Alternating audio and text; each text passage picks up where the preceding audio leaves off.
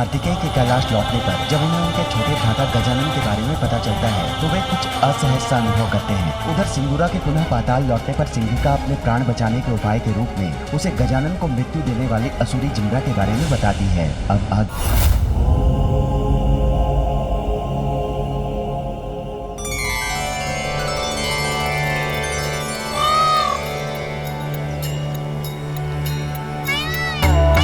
भ्राता गजानन, ये मयूर मेरा दिव्य वाहन है। मुझे इन पर अटल विश्वास है, इसीलिए ये मेरे प्रिय मित्र भी हैं। अच्छा, तो इन पर आरूढ़ होने में भी बहुत आनंद आता होगा ना? फिर तो इनमें आरूढ़ होकर देखता हूँ।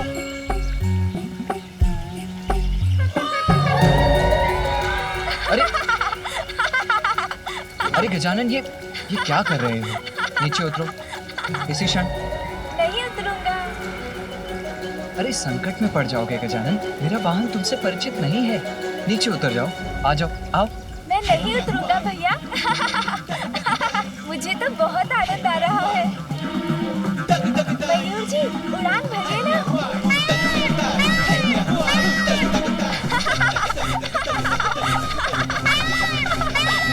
अत्यंत तीव्र वेग है मेरे वाहन का, उसकी गति तुम नहीं संभाल सकोगे गजानन। कुछ नहीं होगा भैया। रुक जाओ।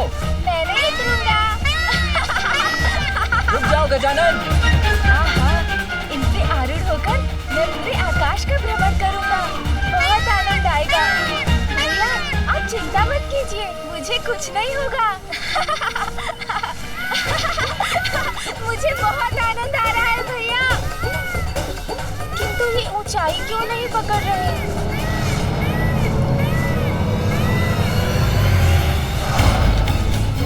अरे, ये तो अपना संतुलन खो रही है।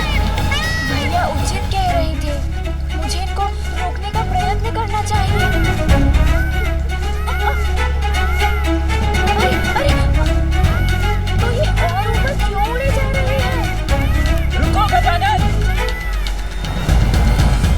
इनका वेग अत्यंत तीव्र है, उसे कैसे नियंत्रित करूं? धीर दो गजानन, धीर दो।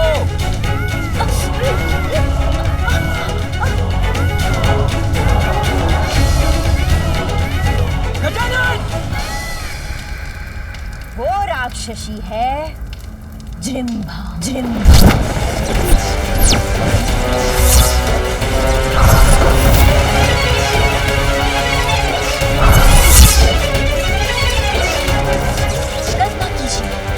सोचिए असुर सम्राट, सोचिए। यदि उस काल को ढला है विष की एक बूंद उस बालक के उदर में पहुंच गई तो?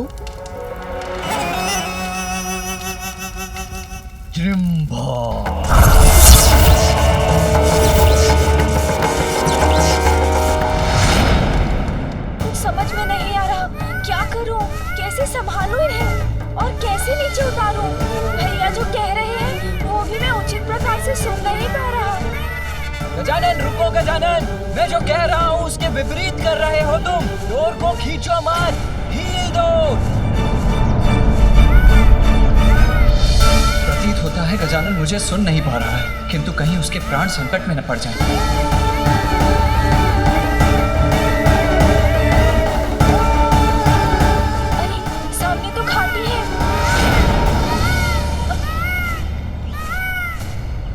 अरे, मेरा वाहन तो गजानन के साथ उस घाटी की ओर बढ़ रहा है, कैसे रोकूं उसे? पाताल का अधिपति असुर सम्राट सिंदूरा आदेश देता है, जहाँ भी है जिम्भा इसी क्षण मेरे समक्ष प्रस्तुत हो। जहाँ भी है जिम्भा इसी क्षण मेरे समक्ष प्रस्तुत हो। इसी क्षण में ये कैसी हलचल है? कौन है जो मेरी शांति भंग करने का दुस्साहस कर अपनी ही मृत्यु को ललकार रहा है? जहाँ भी है जिम्भा इसी क्षण मेरे समक्ष प्रस्तुत हो।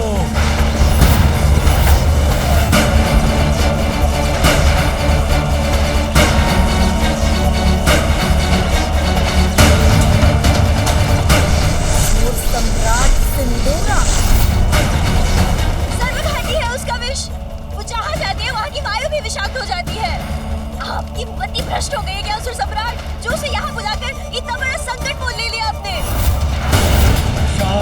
जाओ बुढ़िया, मेरा अंत नहीं कर सकता उसका विष। मेरे आदेश का पालन करने के लिए उसे यहाँ आना ही होगा।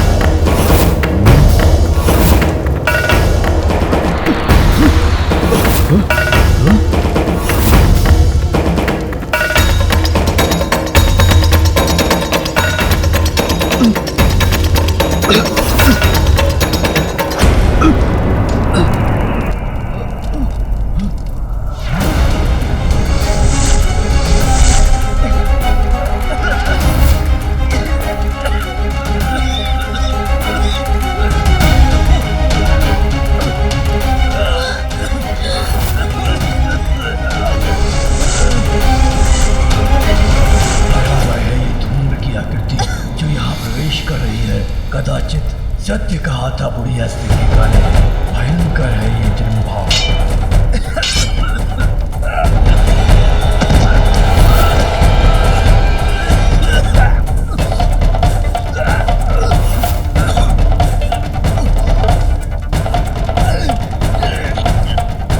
ऐसा मारक प्रभाव होगा जन्मभा के विष का, इसकी कल्पना नहीं की थी मैंने आपको चेतावनी दी थी किंतु आपने नहीं सुनी। अब आप देख रहे हैं ना विष का प्रभाव।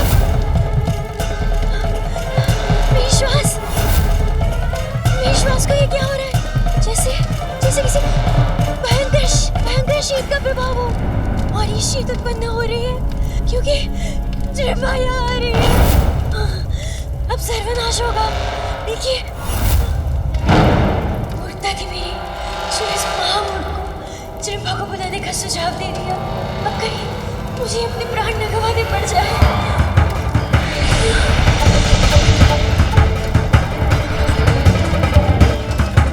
ये विशाल घूम रही है तो मेरी ओर ही बढ़ रही है।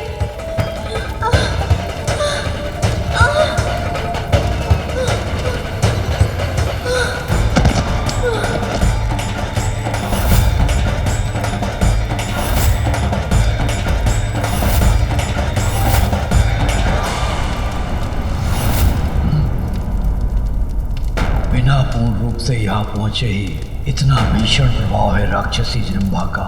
आश्चर्य है।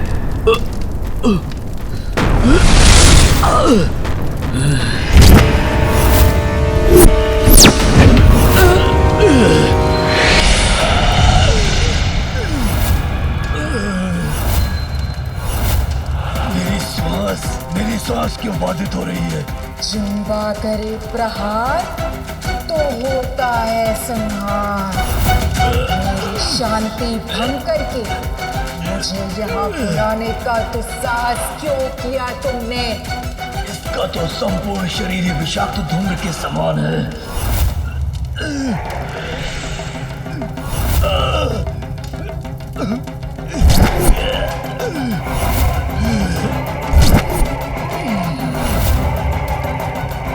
इसका विष तो मुझे भी प्रभावित कर रहा है, किंतु मेरी मृत्यु कैसे हो सकती है?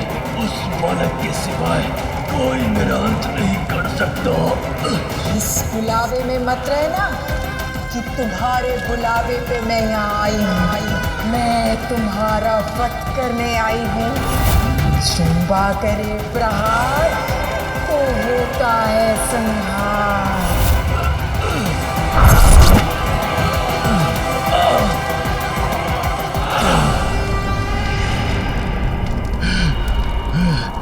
इसे आगे बढ़ने से रोकना होगा मुझे।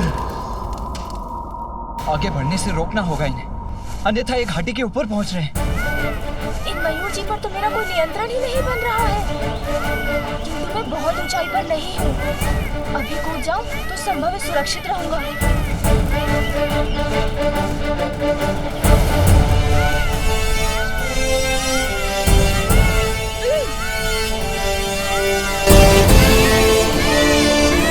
अरे मयूर जी तो और तीव्र गति से आगे बढ़ने लगे। अब मैं क्या करूं?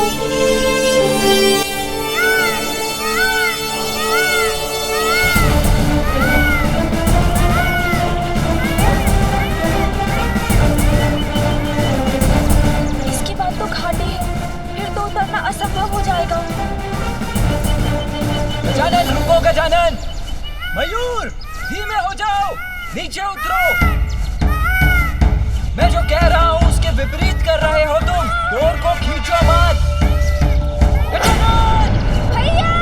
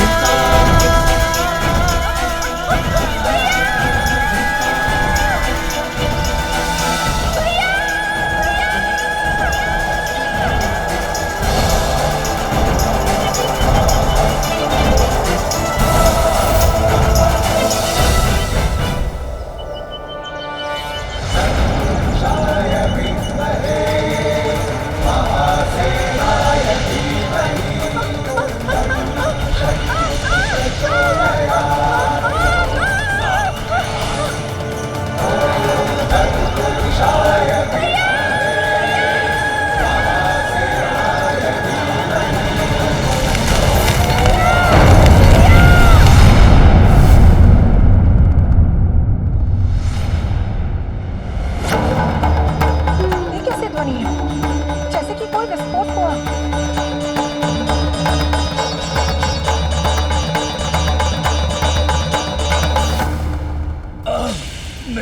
मेरी सांस क्यों अटक रही है? जिम्बा करे प्रहार तो होता है संहार, किंतु अब तक तो मैंने तुम पर विष का वार किया ही नहीं। दुष्टा जिम्रा, वश में तो मैं करूंगा तुम्हें। विस्मय अवश्य हो तुम, किंतु मेरी अपार शक्तियों से परिचित नहीं हो।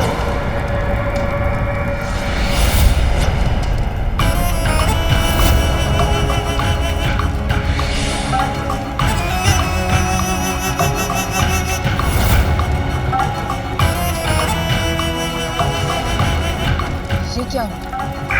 इसने तो स्वयं को सुरक्षित कर लिया।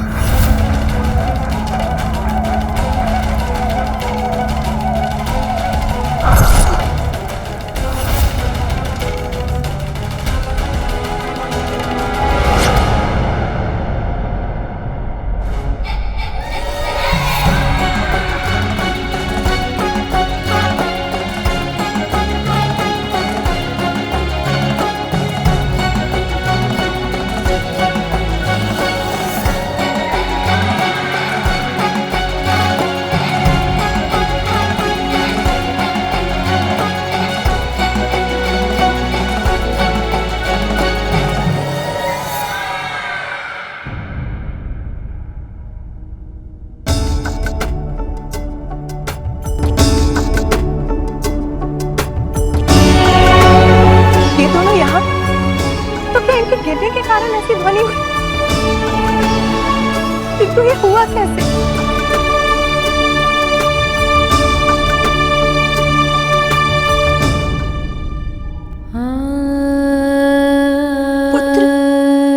पुत्र क्या हुआ तुम्हें? तुम यहाँ कैसे गिर गए? तुम्हें कुछ हुआ तो नहीं ना?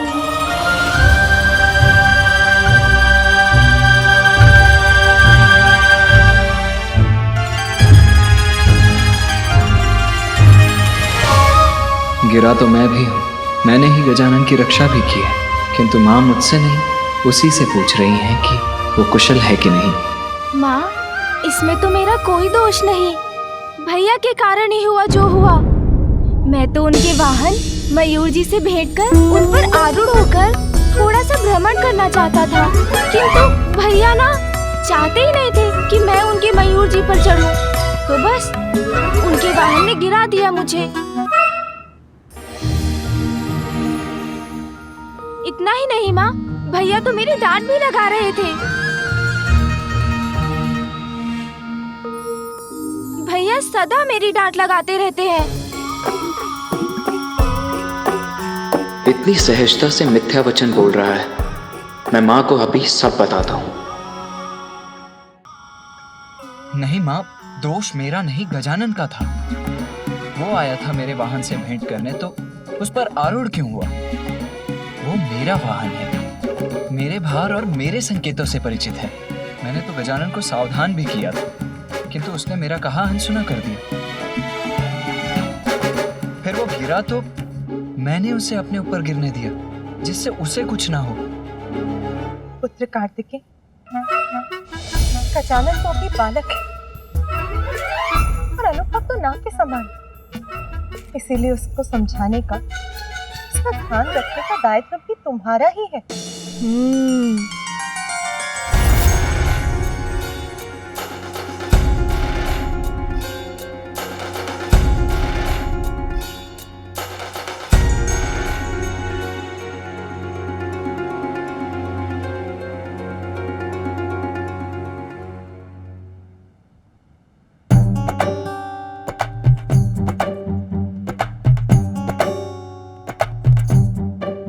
गजानन गजानन गजानन, यहाँ तो जैसे एक ही नाम गूंज रहा है, गजानन ये गजानन वो।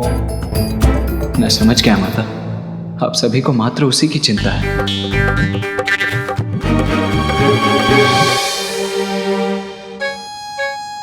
पिताश्री, मैं आपका प्रथम पुत्र हूं ना। मेरा जन्म गजानन से पूर्व हुआ था,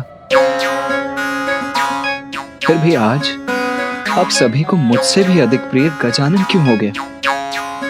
आप सभी को मात्र उसी की चिंता क्यों है पिताश्री? पुत्र, तुम्हें कदाचित ऐसा प्रतीत हो रहा है, किंतु सत्य तो यह है, माता पिता अपना संपूर्ण स्नेह अपनी सभी संतानों पर न्यौछावर करते हैं। उनके लिए उनकी सभी संतान एक समान ही होते हैं।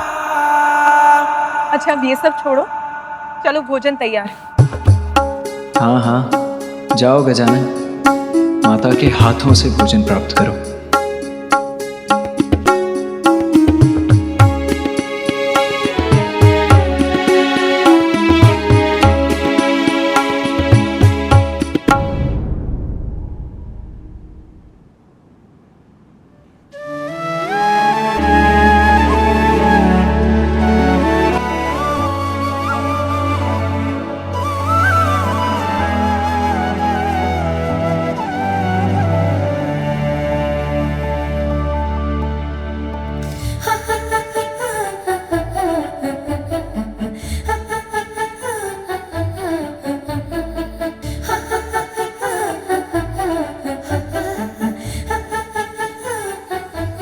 कार्तिकेय, मैंने तुमसे भोजन करने के, चलने के लिए कहा।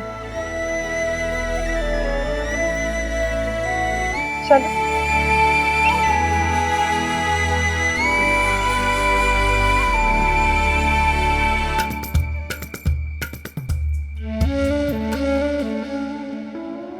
अरे माँ मुझे नहीं खिलाएगी, भैया को खिलाएगी भोजन। भूख तो मुझे लगी है। अब जाओ कैलाश, करो अपना प्रहार और उस बालक का संहार। यह है मेरा आदेश, उसका पालन करो। तुम्हारा आदेश? हाँ, जिम्बा किसी के आदेश का पालन नहीं करती। जिम्बा वही करती है जो उसकी इच्छा होती है। मैं किसी का वध करूं, और वो भी तुम्हारे लिए? कदापि नहीं।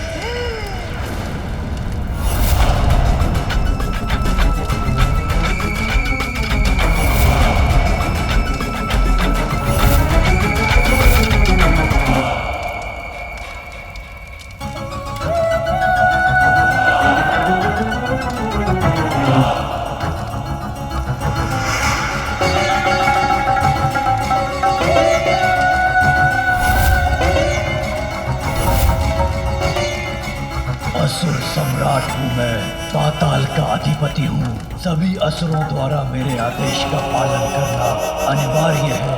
मैं जो कहूँगा तुम्हें करना होगा। तुम्हारा स्वामी हूँ मैं। आप मेरे स्वामी हैं असुर सम्राट।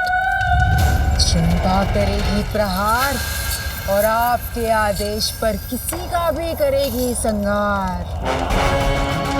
तो फिर मेरे आदेश का अविलंब पालन करो।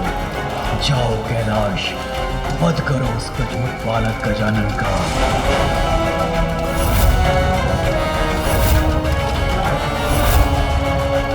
चिंता भी नहीं है, कहीं उसने मुझे देख लिया तो उन्हें अपना विष प्रहार करेगी। मैं ऐसे ही पड़ी रहती हूँ। मैं भी कैलाश जाकर उस गजमुखानन का वध कर दूंगी।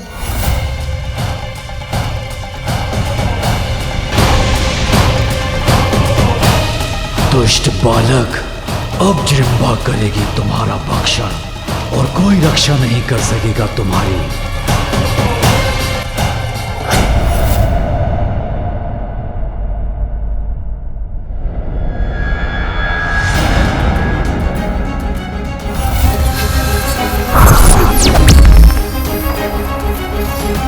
मेरा भयंकर रूप देखकर तो ये बालक भयभीत होकर भाग जाएगा।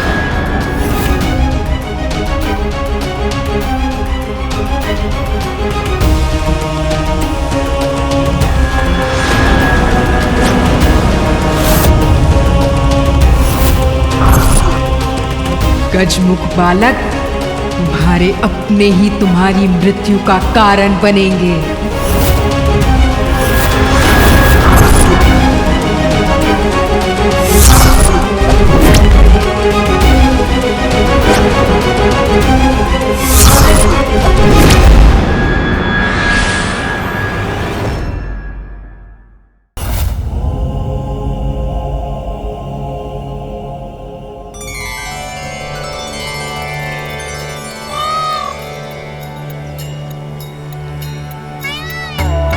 भ्राता गजानन, ये मयूर मेरा दिव्य वाहन है। मुझे इन पर अटल विश्वास है, इसीलिए ये मेरे प्रिय मित्र भी हैं।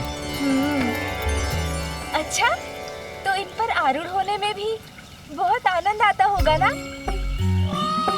फिर तो इनमें आरूढ़ होकर देखता हूँ।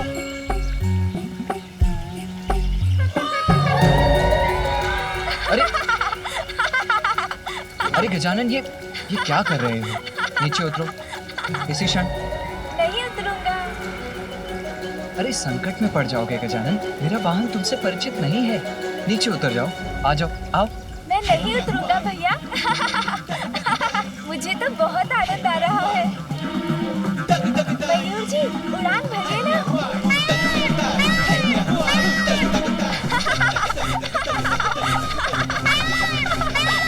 अत्यंत तीव्र वेग है मेरे वाहन का, उसकी गति तुम नहीं संभाल सकोगे गजानन। कुछ नहीं होगा भैया। रुक जाओ। मैं नहीं उतरूंगा। रुक जाओ गजानन। इन पे आरूढ़ होकर मैं पूरे आकाश का भ्रमण करूंगा। बहुत आनंद आएगा। भैया, आप चिंता मत कीजिए, मुझे कुछ नहीं होगा। मुझे बहुत आनंद आ रहा है भैया। किंतु ये ऊंचाई क्यों नहीं पकड़ रहे?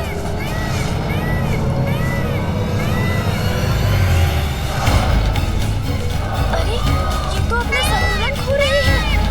भैया उचित कह रहे थे, मुझे इनको रोकने का प्रयत्न करना चाहिए। अरे, तो ये और ऊपर क्यों उड़े जा रहे हैं? रुको गजानन। इनका वेग अत्यंत तीव्र है, उसे कैसे नियंत्रित करूं? धीर दो गजानन।